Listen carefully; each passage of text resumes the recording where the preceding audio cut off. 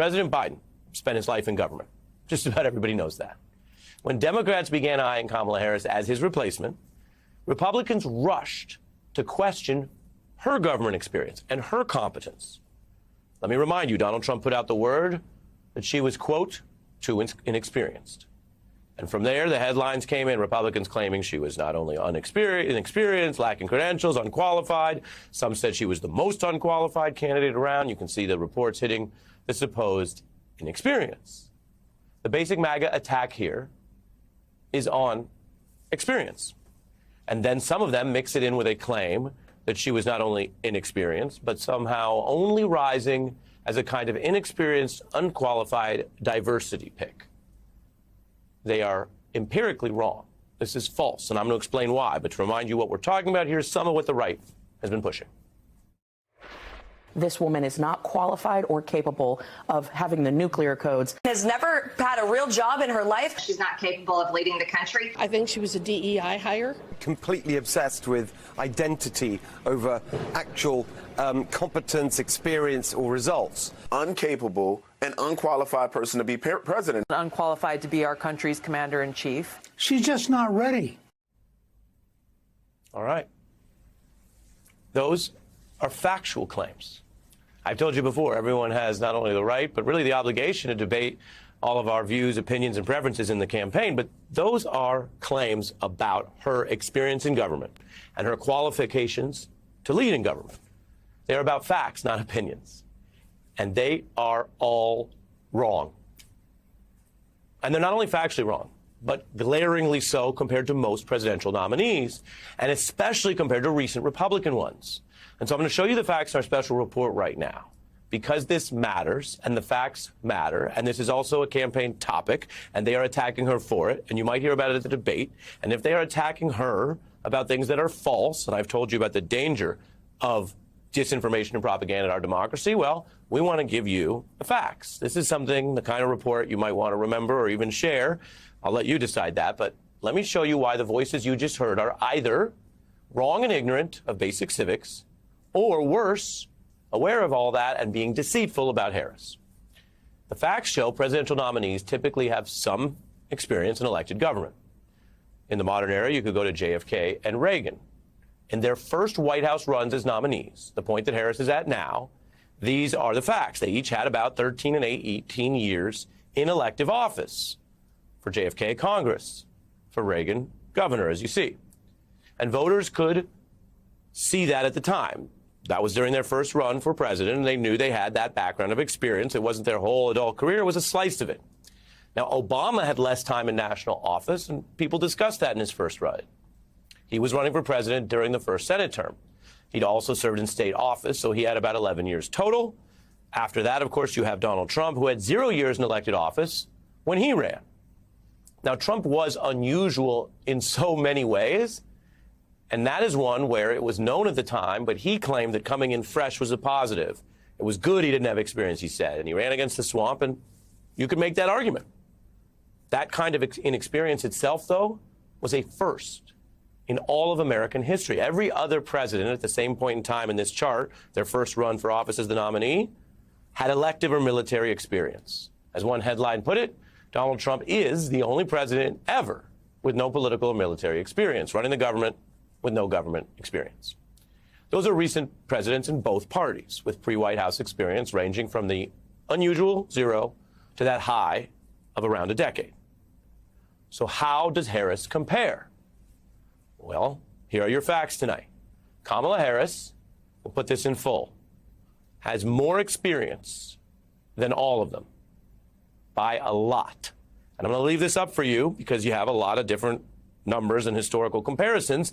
But this is the factual antidote to the falsehoods, misinformation, or possibly lies I showed you from Fox and MAGA. Not only does she have more experience than all of these other presidents during their first White House run as a nominee, but she doubles most of them. She's served in elected government positions for 21 years straight and counting, from those recent posts you see at the top, VP and Senate, to past executive positions like AG and DA. Another way to say it as you look at this, Kamala Harris has more experience in her first run than Reagan and JFK combined in their same respective career position. These are facts, and they're easily obtainable. This isn't like we're going back to the 1800s and researching some Whig, Tory library book. If anyone should be on defense over experience, it's the Republicans. It is telling that a person, in this case Kamala Harris, can literally be the most experienced among nominees in the modern era, as I'm showing you on the screen, and then still face political attacks and DC pundit conversations about whether she's experienced enough. Jimi Hendrix would not be okay with this. As for politics, the recent Republican presidents versus Harris, Bush had 6 years as governor of Texas. Trump had none, as I mentioned, when he was in her position.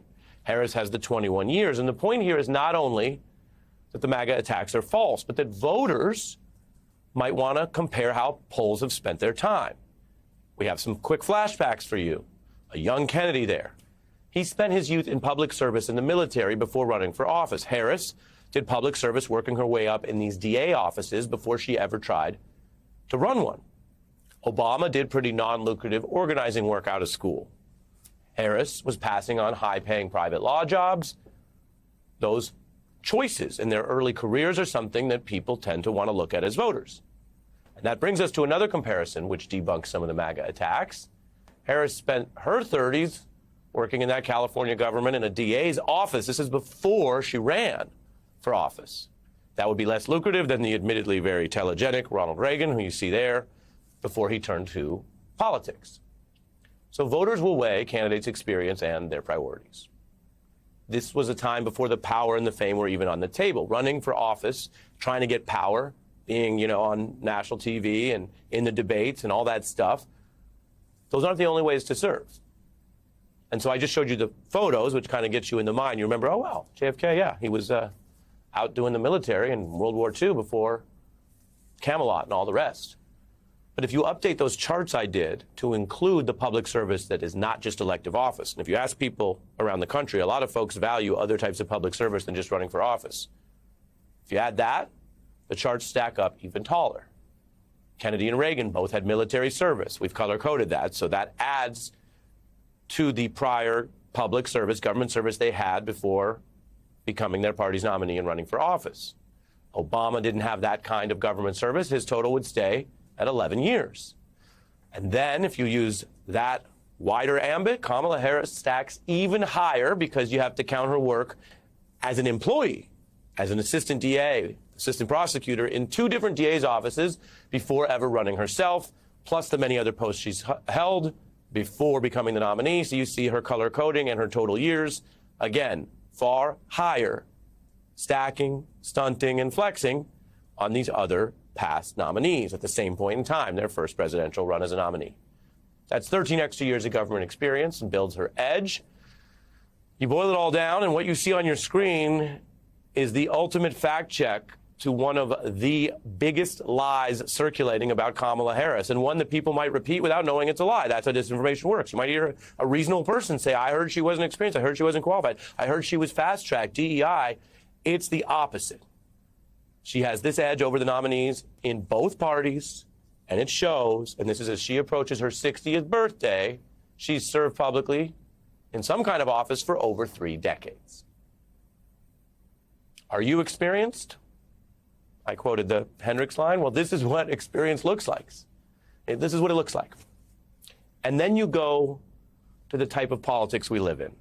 Imagine spending your entire adult career after school in public government service, sometimes in thankless and anonymous roles like an ADA, definitely making less money than you could in other jobs, sometimes breaking barriers across gender and race, rising all the way to vice president, which everyone knows is the actual training ground, the most official position that could prepare someone to be president, and then having political hacks and their DC pundit enablers waste time claiming there is a real debate to be had about whether you are experienced enough when you are literally the most.